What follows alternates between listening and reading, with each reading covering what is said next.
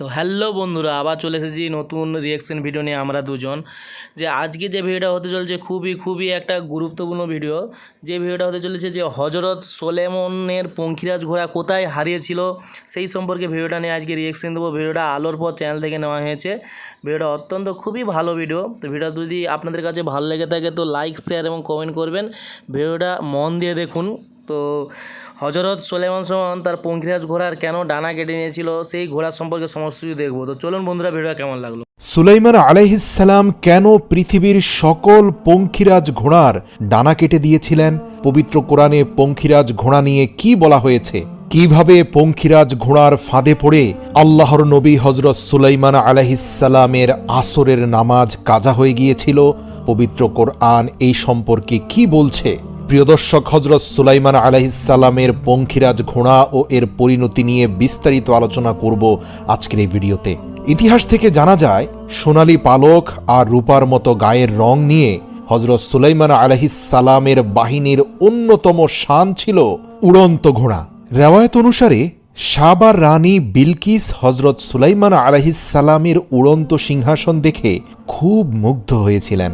একবার রানী বিলকিস হজরত সুলাইমান আলাইহিসসালামকে ডেকে বললেন, নিঃসন্দেহে মহান আল্লাহ তাআলা আপনাকে পৃথিবীর বুকে সম্মানিত করেছেন এবং সীমাহীন শান শৌকত দান করেছেন।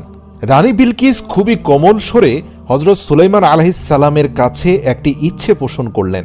তিনি বললেন, যদি আপনার প্রভুর নিষেধাজ্ঞা না থাকে তাহলে কি আপনার এই উড়ন্ত সিংহাসনে বসে আমাকে কিছু সময় ভ্রমণের সুযোগ দিবেন? তাহলে আমিও মুগ্ধ নয়নে পুরো পৃথিবী দেখতে পেতাম। রানী বিলকিস আরও বললেন, হে আল্লাহর নবী, আপনি প্রতিদিন এই উড়ন্ত সিংহাসনে বসে বাতাসে উড়ে ভ্রমণ করেন এবং পুরো পৃথিবী প্রদক্ষিণ করেন। আপনি একবার আমাকেও আপনার সাথে নিয়ে যান, যাতে আমি এই উড়ন্ত সিংহাসনে বসে সফর করতে পারি। হজরত সুলাইমান আলাইহিসসালাম রানীর ইচ্ছে পূরণের জন্য বাতাসকে নির্দেশ দেন, বাতাস যেন রানীর ইচ্ছে পূরণ করে। তাই বাতাস সিংহাসনটি উড়িয়ে নিয়ে তাদের সবাইকে নিয়ে একটি সুন্দর দ্বীপের মধ্যে নামিয়ে দেয়। রেওয়ায়েত অনুসারে হজরত সুলাইমান আলাইহিসসালামের উড়ন্ত সিংহাসন তাদের সবাইকে নিয়ে যেই স্থানে নামিয়ে দেয় সেটা 7 সমুদ্রের মধ্যবর্তী একটা দ্বীপ ছিল। সাবার রানী বিলকিস এখানকার সবুজ গাছপালা, নদী ও ঝর্ণা দেখে খুব খুশি হলেন। এখানে তিনি এক অদ্ভুত ধরনের ঘোড়া দেখতে পেলেন, যাদের ডানা ছিল। ঘোড়াগুলো যখন হজরত সুলাইমান আলাইহিসসালাম এবং তার সৈন্যবাহিনীকে দেখতে পেল, তখন সেগুলো ভয় পেয়ে পাখির মতো উড়ে তাদের সকলের দৃষ্টির আড়ালে চলে গেল।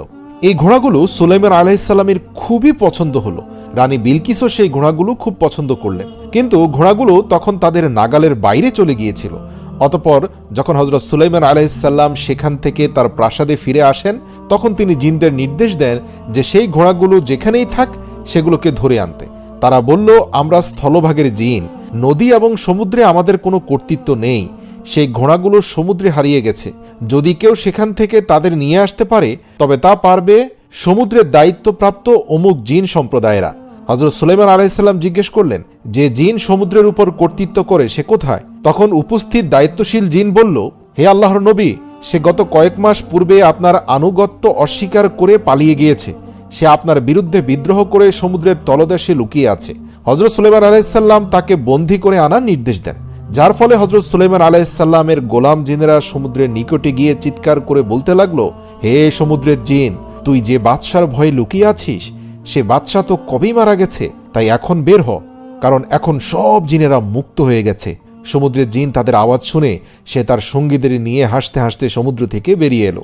বের হওয়ার সাথে সাথেই হজরত সুলাইমান আলাইহিসসালামের গোলাম জিনেরা সেই সমুদ্রের সকল জিনদেরকে গ্রেপ্তার করে সুলাইমান আলাইহিসসালামের দরবারে হাজির করল। হজরত সুলাইমান আলাইহিসসালামকে দেখে সেই জিন ভয়ে থরথর করে কাঁপতে লাগলো এবং সে হজরত সুলাইমান আলাইহিসসালামের আনুগত্য স্বীকার করল। আল্লাহর নবী হজরত সুলাইমান আলাইহিসসালাম তাকে বলল, এক শর্তে তোকে ক্ষমা করে দিতে পারি, সেটা হচ্ছে আমি 7 সমুদ্রের মধ্যবর্তী একটি চমৎকার দ্বীপে ভ্রমণে গিয়েছিলাম। সেখানে আমি এবং রানী বিলকিস আমরা উভয়ে এক প্রজাতির উড়ন্ত ঘোড়া দেখে তাদেরকে খুবই পছন্দ করেছি। আমি চাই সকল ঘোড়াকে তুই ধরে নিয়ে আসবি, যদি পারিস তাহলেই তোকে আমি ক্ষমা করে দেব। তখন সামুদ্রিক জিন সম্প্রদায়ের প্রধান বলল, হে আল্লাহর নবী, আমরা জানি সেই ঘোড়াগুলো কোথায় লুকিয়ে আছে। তাই হযরত সুলাইমান আলাইহিসসালাম তাদের সেই ঘোড়াগুলো নিয়ে আসার নির্দেশ দিলেন, এবং একদিন যখন সেই ঘোড়াগুলো একটি ঝর্ণা থেকে পানি পান করছিল, তখন সেই সামুদ্রিক জিনেরা তাদের কৌশল এবং ক্ষমতা প্রয়োগ করে সেই ঘোড়াগুলোকে ধরে ফেলল এবং হযরত সুলাইমান আলাইহিসসালামের নিকট হাজির করল। এই ঘোড়াগুলো ছিল চমৎকার প্রজাতির। এই ঘোড়ার জাতের নাম ছিল জায়াদ। জায়াদ শব্দের অর্থ প্রচণ্ড গতি। হযরত সুলাইমান আলাইহিসসালামের সেনাবাহিনী ছিল পৃথিবীর সবচেয়ে বিশাল এবং অনন্য শক্তিশালী সেনাবাহিনী। তার বাহিনীতে মানুষ, জিন, জন্তু, জানোয়ার এবং পক্ষীকুলের আলাদা আলাদা ডিপার্টমেন্ট ছিল। হযরত সুলাইমান আলাইহিসসালাম সেই প্রচণ্ড গতিসম্পন্ন ডানাওয়ালা অদ্ভুত জাতের ঘোড়াগুলোর জন্য আলাদা একটা দল তৈরি করলেন, যারা যুদ্ধ ও বিজয়ে হযরত সুলাইমান আলাইহিসসালামের সেনাবাহিনীতে সবচেয়ে গুরুত্বপূর্ণ ভূমিকা পালন করত এবং হযরত সুলাইমান আলাইহিসসালামের অত্যন্ত গুরুত্বপূর্ণ সামরিক শক্তিতে পরিণত হয়েছিল। প্রিয় দর্শক, আপনাদের জানিয়ে রাখি, প্রাচীনকালে ঘোড়া পৃথিবীর সবচেয়ে মূল্যবান প্রাণী ছিল, যেগুলো কেবল বাহন হিসাবেই নয় বরং যুদ্ধের শক্তি হিসাবেও ব্যবহৃত হতো। ঘোড়ার মালিকেরা ঘোড়ার সাথে সাথে ঘোড়ার ক্রয় বিক্রয়ের রসিদ সাথে রাখতেন। বর্তমান সময়ের গাড়ির ড্রাইভাররা যেমন গাড়ির ট্যাক্স টোকেন এবং ফিটনেসের সকল যাবতীয় তথ্য গাড়ির মধ্যে রেখে দেয়, তৎকালীন সময়ে ঘোড়ার বিক্রয় রসিদও রাখা বাধ্যতামূলক ছিল, যাতে ঘোড়াটির পূর্বের মালিক, বর্তমান মালিক, পিতামাতা, জন্ম তারিখ এবং ঘোড়ার বংশ সম্পর্কে বিস্তারিত বিবরণ লেখা থাকতো সেই রসিদে। সুতরাং বোঝাই যাচ্ছে পৃথিবীর অনন্য শক্তিশালী এই ডানা বিশিষ্ট ঘোড়া পেয়ে হযরত সুলাইমান আলাইহিসসালামের সামরিক বাহিনীর শক্তি কত প্রবল হয়েছে। তার থেকে গুরুত্বপূর্ণ হচ্ছে রানী সাবা হযরত সুলাইমান আলাইহিসসালামের প্রতি অত্যন্ত কৃতজ্ঞ হয়েছেন সুলাইমান আলাইহিসসালামের তরফ থেকে প্রাপ্ত একটি উড়ন্ত ঘোড়া পেয়ে। একদিন হযরত সুলাইমান আলাইহিসসালাম সন্ধ্যার দিকে এই ঘোড়াগুলোর দিকে তাকিয়েছিলেন এবং তাদের চুলে এবং কপালে ভালোবাসার সাথে হাত বোলাচ্ছিলেন। পবিত্র কোরআনে মহান আল্লাহ তাআলা বলেন, সুলাইমান তাদের চুলে ও কপালে ভালোবাসার হাত বোলাচ্ছিল এবং এর ফলে হযরত সুলাইমান আলাইহিসসালাম সেই ঘোড়াগুলোর যত্ন আদর করার কাজে এতটাই মগ্ন হয়ে গেল যে সূর্য ডুবে গেল এবং আসরের নামাজ তার ছুটে গেল। আল্লাহু আকবার। সূরা সাদ আয়াত নম্বর 31 থেকে 33। সূর্য ডুবে যাওয়া এবং আসরের নামাজ মিস হয়ে যাওয়াতে আল্লাহ তাআলা অসন্তুষ্ট হলেন। কিছুক্ষণ পর হযরত সুলাইমান আলাইহিসসালাম দেখতে পেলেন সন্ধ্যার সাথে সাথে হঠাৎ তার ঘোড়ার পালগুলো তার নির্দেশ অমান্য করে দৃষ্টির আড়ালে চলে গেল।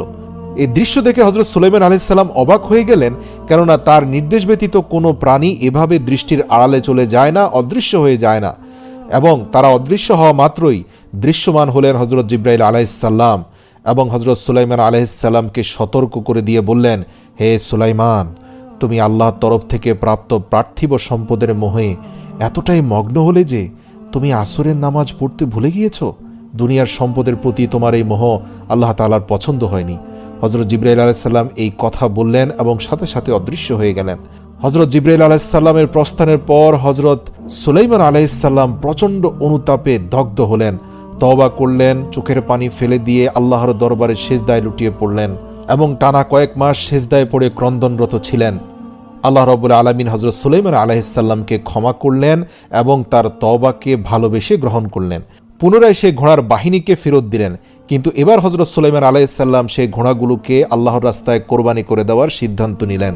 ইতিহাস থেকে জানা যায় হযরত সুলাইমান আলাইহিসসালাম কিছু ঘোড়ার ডানা কেটে দিলেন এবং কিছু ঘোড়াকে আল্লাহর রাস্তায় কোরবানি করলেন। কেননা হযরত সুলাইমান আলাইহিসসালাম উপলব্ধি করতে পেরেছিলেন যে এই ঘোড়ার বাহিনী যতটা না আমাকে শক্তিশালী করবে, সকল শক্তির আধার মহান প্রভুর অসন্তুষ্টি আমার সকল কিছুই কেড়ে নিবে। যে নাজ নিয়ামত আর দুনিয়ার শান শওকত ওনার আসরের নামাজ কাজা হওয়ার কারণ ছিল, সেই শান শওকত তিনি কোনোভাবেই আর রাখতে চান না, সাথে সাথেই তা আল্লাহর দরবারে তিনি কোরবান করে দিলেন। ইতিহাস থেকে জানা যায় এরপর থেকে পৃথিবীতে সকল ডানা বিশিষ্ট ঘোড়া বিলুপ্ত হয়ে যায়। আল্লাহ রাব্বুল আলামিন হযরত সুলাইমান আলাইহিসসালামের এই কোরবানিকে অত্যন্ত ভালোবেসে কবুল করলেন। তার তওবা তো কবুল করলেনই, সাথে সাথে আল্লাহ তাআলা বাতাসকে নির্দেশ দিলেন, তুমি এখন থেকে আমার নবী সুলাইমানের অধীনস্থ থাকবে এবং সেই পঙ্খিরাজ ঘোড়া থেকে কয়েকশো গুণ বেশি গতিতে তাকে এক স্থান থেকে অন্য স্থানে ভ্রমণে সাহায্য করবে। এরপর থেকে বাতাস হযরত সুলাইমান আলাইহিসসালামের অধীনস্থ হয়ে গেল। যে বাতাসের গতি এত বেশি ছিল যে হযরত সুলাইমান আলাইহিসসালাম 1 মাসের পথ একদিনে পার হয়ে যেতেন। এই ঘটনাটি পবিত্র কোরআনে উল্লেখ করা হয়েছে। আল্লাহ তাআলা বলেন, আর আমি দাউদকে পুত্র সন্তান দান করলাম যার নাম সুলাইমান। সে ছিল আমার অত্যন্ত অনুগত বান্দা। যখন সন্ধ্যার দিকে তার সামনে দ্রুতগতি সম্পন্ন ঘোড়াসমূহ হাজির করা হলো, তখন সে বলেছিল, নিশ্চয়ই আমি পার্থিব সম্পদকে আমার রবের ইবাদতের চেয়ে বেশি গুরুত্ব দিয়েছি এমনকি সূর্য ডুবে গিয়েছে, ঘোড়াগুলোকে পুনরায় আমার সামনে নিয়ে এসো। অতঃপর সে তাদের ঘাড়ে এবং পশমে হাত বোলাতে শুরু করে। প্রিয় দর্শক, হযরত সুলাইমান আলাইহিসসালামের ডানা বিশিষ্ট ঘোড়া নিয়ে অনেকে মিথ্যা এবং বানোয়াট বলে থাকেন, কিন্তু এটা আল্লাহর রাসূল সাল্লাল্লাহু আলাইহি সাল্লামের একটা হাদিস দ্বারাও প্রমাণিত। নবীজি সাল্লাল্লাহু আলাইহি সাল্লাম মা আয়েশাকে যখন বালিকা বয়সে বিবাহ করেছিলেন, তখন মা আয়েশা পুতুল খেলতেন। একদিন রাসূল সাল্লাল্লাহু আলাইহি সাল্লাম ঘরে প্রবেশ করে দেখলেন মা আয়েশা অনেকগুলো পুতুল নিয়ে খেলা করছেন। আল্লাহ রাসূল জিজ্ঞেস করলেন, এগুলো কি? মা আয়েশা উত্তর দিলেন, এগুলো আমার পুতুল। আল্লাহ রাসূল সাল্লাল্লাহু আলাইহি সাল্লাম দেখতে পেলেন তাদের মাঝখানে একটি ঘোড়া রয়েছে, যার উভয় পাশে কাপড়ের তৈরি ডানা রয়েছে। তিনি জিজ্ঞাসা করলেন, এগুলো কি? মা আয়েশা রাদিয়াল্লাহু তাআলা আনহা বললেন, এটা ঘোড়া।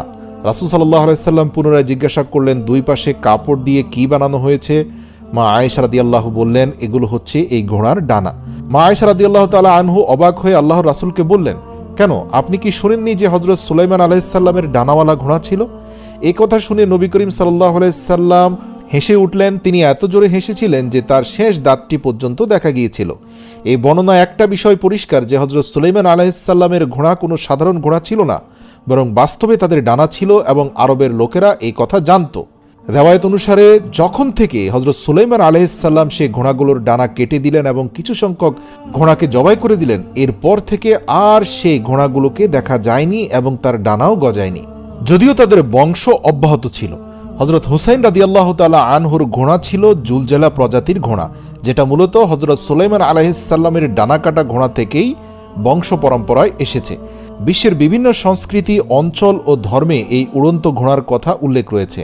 প্রাচীন গ্রিসে এই ঘোড়াগুলোকে পেগাসাস নামে ডাকা হয়। তো এই ভিডিওটা দেখে সমস্ত কিছু বুঝতে পারলাম যে ঘোড়াগুলো কীরকম ছিল, ঘোড়াগুলো কেন ডানা কেটে নিয়েছিল। তো ঘোড়া সম্পর্কে সমস্ত কিছু এই ভিডিও আজকে জেনে খুবই ভালো লাগলো যে হযরত সুলাইমান সাল্লাম তার কেন ঘোড়া ডানা কেটে দিয়েছিল বা সেই ঘোড়ায় কোথায় হারিয়ে গিয়েছিল সেই সম্পর্কে ভিডিওটা খুবই ভালো লাগলো। এই ভিডিওটা যদি আপনারা দেখেন আপনাদের খুবই ভালো লাগবে। তো ভিডিওটা খুব ভালো লাগলো ভিডিওটা। যদি ভিডিওটা আপনাদের কাছে ভালো লেগে থাকে বন্ধুরা, লাইক, শেয়ার এবং কমেন্ট করবেন। আদার্স বন্ধুবান্ধবদের ভিডিওটা শেয়ার করবেন। তো চলুন বন্ধুরা পরবর্তী ভিডিওর জন্য।